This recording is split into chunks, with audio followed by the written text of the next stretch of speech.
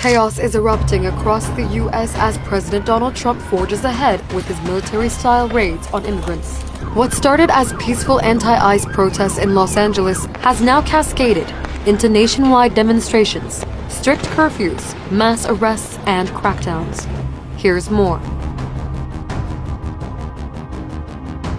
In early June, California's most populous city began to face a series of shocks. On June 6th, U.S. Immigration and Customs Enforcement officers launched military-style raids across LA, arresting 44 people. By June 8th, the arrest numbers surged to 118. Immigrant communities were left terrified and traumatized. We are not criminals. We are working people, and we are not a trash can for the president.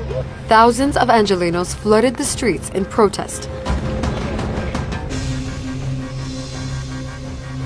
Instead of initiating dialogue, President Donald Trump made a startling decision. He deployed 2,000 National Guard troops directly onto the streets of LA, openly defying California Governor Gavin Newsom's objections. June 9th, hundreds of troops patrolled the city, joined by 700 U.S. Army Marines brought in from a military base in nearby 29 Palms, without coordination, permission, or legal justification. Protesters perceived it as an intimidation tactic to silence them. Chaos erupted as highways were blocked, cars burned, and calls grew louder to stop ICE raids. The response from authorities has been brutal, firing tear gas into crowds, choking protesters, firing rubber bullets, striking civilians, and launching flashbangs that caused panic. Even a journalist covering the protest was shot by a rubber bullet.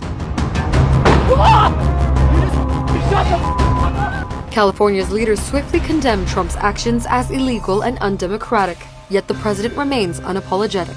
And some of the radical left, they say, oh, that's not nice. Well, if we didn't do it, there wouldn't be a Los Angeles. It'd be burning today. The pattern is not unfamiliar. In 2018, Trump's administration separated migrant children from their families and placed them in detention facilities. In 2020, Trump cleared peaceful protesters from Washington, D.C.'s Lafayette Square using tear gas to stage a photo outside a church. Now, in 2025, we are seeing what many are calling the open militarization of federal policy in U.S. cities. And history offers a grim warning. When soldiers are sent into the streets, civilians pay the price. In 1970, 4 students were killed by National Guard troops at Kent State University in Ohio.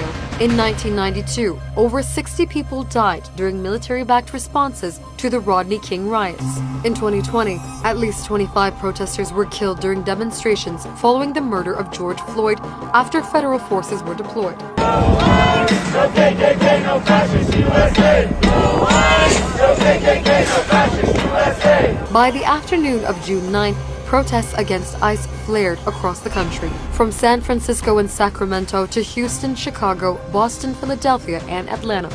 In New York, activists staged sit-ins at Trump Tower, demanding justice and an end to ICE raids. Atlanta, Chicago, Seattle, Denver, and other cities followed suit. In the U.S., free assembly is a right, but boots on the ground tramples that right, creating a powder keg that could spark a civil war.